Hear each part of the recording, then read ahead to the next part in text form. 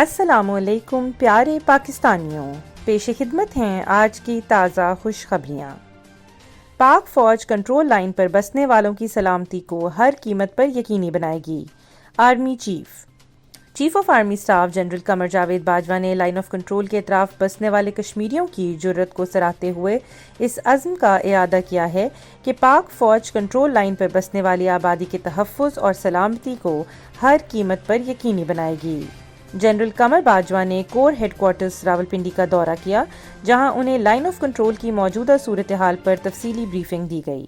Army chief کو راولپنڈی کور کی formations کی آپریشنل تیاریوں سے متعلق بھی جامع طور پر آگاہ کیا گیا۔ سی پیک کے کئی منصوبے مکمل ہو چکے، متعدد میں بڑی پیش رفت ہوئی ہے۔ چینی وزارت خارجہ کا بیان۔ چین کی وزارت خارجہ کے ترجمان کا کہنا ہے کہ چین پاکستان اقتصادی راہداری کے 7 سال قبل شروع ہونے سے اب تک کئی منصوبوں میں بڑی پیش رفت ہوئی ہے۔ 25 ارب ڈالر کی پاکستان میں براہ راست سرمایہ کاری سے کئی منصوبوں کا آغاز ہوا اور کئی مکمل ہو چکے ہیں۔ ترجمان چینی وزارت خارجہ وانگ وین بن نے کہا کہ سی پیک کے تحت جو منصوبے مکمل کیے گئے وہ بیلٹ اینڈ روڈ انیشیٹو کا ایک پائلٹ پروجیکٹ ہے، جسے چین کے صدر شی جن پنگ کی ولولہ انگیز قیادت میں شروع کیا گیا۔ انہوں نے کہا کہ اس سارے تصور کا بنیادی مقصد پاکستان میں انفراسٹرکچر اور بجلی کی فراہمی میں اضافہ کرنا ہے، جس سے روزگار کے متعدد مواقع پیدا ہوئے اور پاکستان کی کل قومی پیداوار میں اضافے کا باعث بنے۔ PIA کا خصوصی طیارہ سری لنکا سے پاکستانی قیدیوں کو لے کر وطن پہنچ گیا۔ پاکستان انٹرنیشنل ایئر لائنز کا خصوصی طیارہ PK9873 سری لنکا سے 41 پاکستانی قیدیوں کو لے کر وطن پہنچ گیا ہے۔ قیدیوں کے ہمراہ FIA کے 88 اہلکار اور افسران بھی وطن پہنچے ہیں۔ ایئرپورٹ حکام کے مطابق FIA نے قیدیوں کو انسداد انسانی اسمگلنگ سیل منتقل کر دیا ہے۔ مزید ضروری کارروائی کے بعد مسافروں کو گھروں کو بھیج دیا جائے گا۔ شاہین شاہ افریدی نے کیریئر کی بہترین رینکنگ حاصل کر لی۔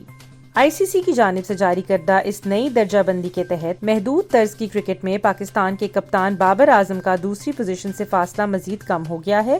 قومی کرکٹ ٹیم کے فاسٹ بالر شاہین شاہ افریدی نے ICC one day players ranking میں اپنے کیریئر کی بہترین رینکنگ حاصل کر لی ہے۔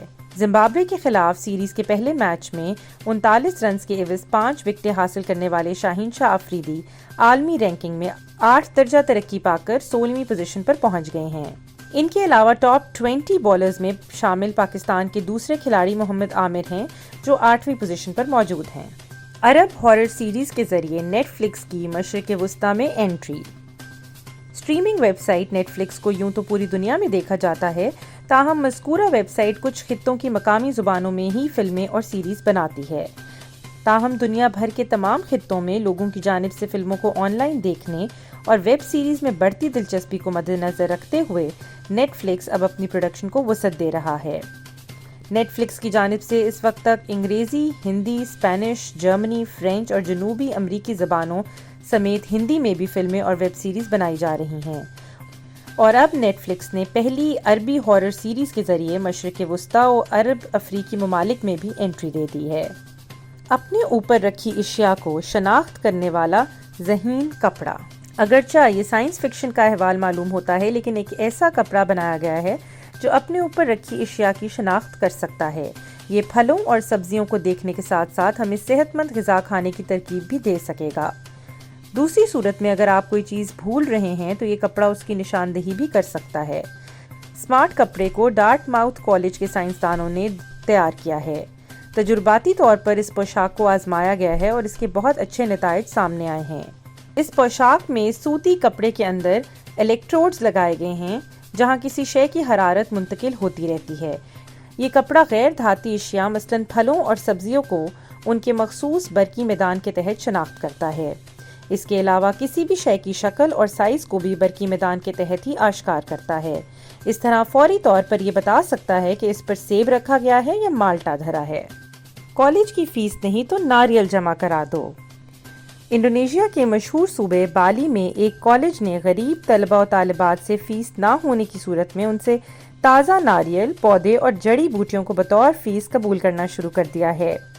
طالب علموں کو سیاحتی صنعت سکھانے والی وینس ون ٹورزم اکیڈمی سے حال ہی میں 165 طالب علم فارغ التحصیل ہوئے ہیں۔ یہ اکیڈمی ٹیگالانگ میں واقع ہے، جہاں میزبانی اور سیاحت کی تعلیم دی جاتی ہے۔ اس مرتبہ کورونا وبا کے تحت طلبہ و طالبات سے فیس کے بجائے ان سے ناریل وصول کیے گئے۔ اس کے علاوہ طالب علموں کی جانب سے جڑی بوٹیاں اور سونجنا کے پتے بھی بطور فیس قبول کیے گئے ہیں۔ ڈیجیٹل ادائیگیوں کے لیے ایک اور موبائل ایپلیکیشن کا آغاز۔ موبائل ایپلیکیشن ٹیگ نے پاکستان میں الیکٹرانک منی انسٹیٹیوشن کی حیثیت سے کام کرنے کے لیے اسٹیٹ بینک آف پاکستان سے منظوری حاصل کر لی۔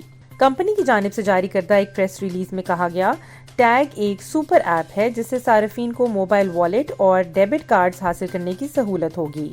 انہوں نے کہا کہ صارفین انٹرنیٹ پر لین دین کر سکیں گے، جس میں بشمول رقم کی منتقلی، بلوں کی ادائیگی اور فون کا کریڈٹ بھی شامل ہے۔